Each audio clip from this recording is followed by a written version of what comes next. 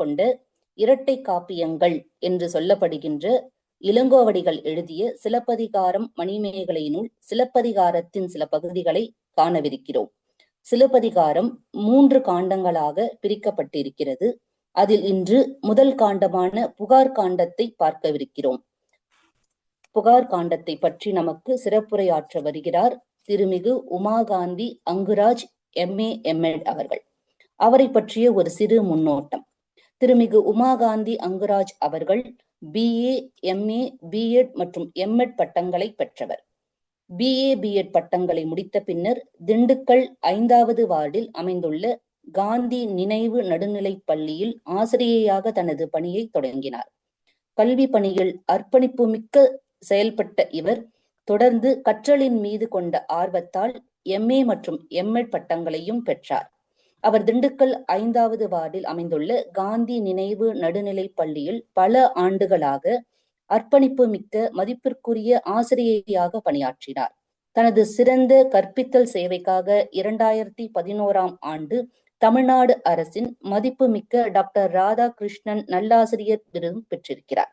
2012ஆம் ஆண்டு உதவி பட்டதாரி ஆசிரியர் பதவியில் இருந்து ஓய்வு பெற்றார்.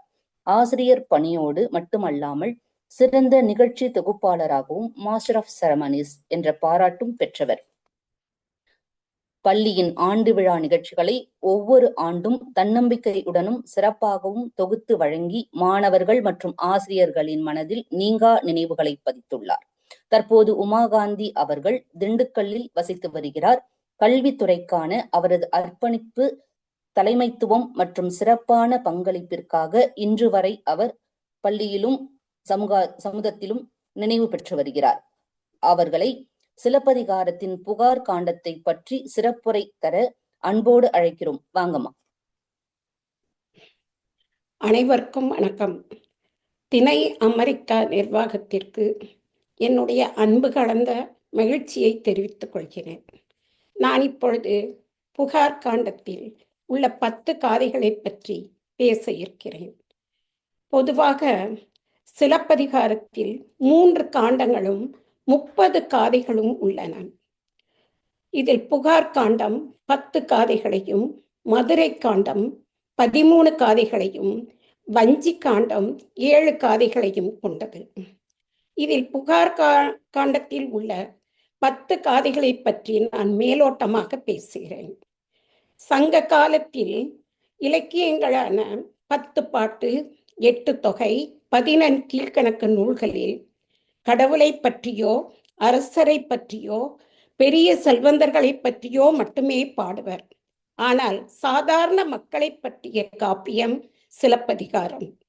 இந்த சிலப்பதிகாரத்தை இயற்றியவர் அரச குடும்பத்தைச் சேர்ந்த சேரன் செங்குட்டுவன் தம்பி இளங்கோவடிகள் என்பவர் ஆவார். மன்னன் பாடிய பாட்டு, வரலாற்று நூல், விதி பற்றி பேசும் நூல், இன்னும் பல்வேறு பாத்திரங்களால் புகழ்பெற்றது என்று கூறலாம். இதன் வரலாற்று சான்றுகளில் கிபி 2ஆம் நூற்றாண்டை சேர்ந்தது என்று கூறுகிறார்கள். பாரதியார் இந்நூலை பற்றி 3 இடங்களில் குறிப்பிடுகின்றார். நெஞ்சை அள்ளும் சிலப்பதிகாரம் என்றோர் மணி ஆரம் படைத்த தமிழ்நாடு என்றும், கம்பனைப் போல, வள்ளுவனைப் போல, இளங்கோவைப் போல பூமிதனில் யாங்கனுமே இல்லை, உண்மை வெறும் புகழ்ச்சி இல்லை என்று குறிப்பிடுகின்றார். சேரன் தம்பி சிலம்பு இசைத்ததும் என்று இவ்வாறு 3 இடங்களில் இந்த சிலப்பதிகாரத்தை பற்றி பாரதியார் குறிப்பிடுகின்றார். கதாநாயகன் கோவலன் மாசாத்துவன் என்னும் வணிகனுடைய மகன். கதாநாயகி கண்ணகி கடல் வாணிபம் செய்யக்கூடிய மாநாயகன் என்பவருடைய மகள். ஆடல் குலத்தைச் சேர்ந்த மாதவி என்பவர். இன்னும் பல பாத்திரங்களை கொண்டது இக்காப்பியம். ஆண்களுக்கு மட்டுமே சிலை வைத்த அக்காலத்தில் பெண்களுக்கு சிலை வைத்த பெருமை நம் இளங்கோ அடிகளுக்கே சேரும். மங்கள வாழ்த்து முதல் நாடுகான் வரை 10 காதைகளை உடையது புகார் காண்டம். புகார் காண்டத்தில் கடவுள் வாழ்த்து என்பது கிடையாது. இது ஒரு சமண காப்பியம். இயற்கையை மட்டுமே போற்றும் வகையில் ஞாயிறு போற்றுதும் ஞாயிறு போற்றுதும், திங்களை போற்றுதும் திங்களை போற்றுதும், மாமழை போற்றுதும் என்று இளங்கோவடிகள் இயற்கையை புகழ்கிறார். எல்லா வகையான மதங்களை பற்றியும் மூவேந்தரின் பெருமை பற்றியும் இவர் கூறுகின்றார்.